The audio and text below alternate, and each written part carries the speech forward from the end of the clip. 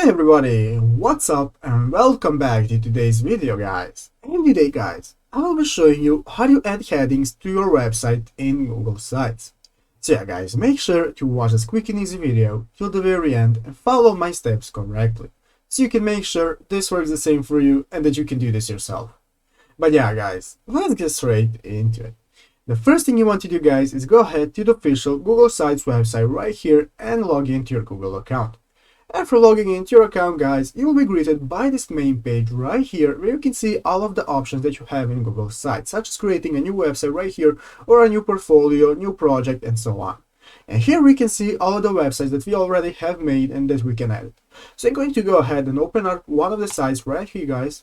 And after clicking on it, now this will open up the site in the page. So guys, let's say that I want to add some text right here and I want it to be a heading because I wanted to add it to a table of contents or something similar later. So guys, I'm going to be showing you right now how to do it. The first thing you have to do is go ahead right here into the upper right corner and make sure you are in the insert option right here.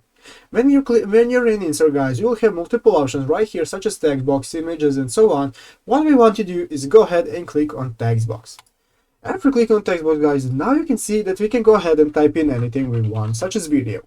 And as you can see here guys, this is just normal text. But guys, if we want to turn this into a heading, all we have to do is just go ahead and click on the normal text option right here to select styles and then click on heading. Click on heading guys, now you can see that we have successfully made the text into a heading, and now you can add it to your table of contents or something else if you wanted to do it that way.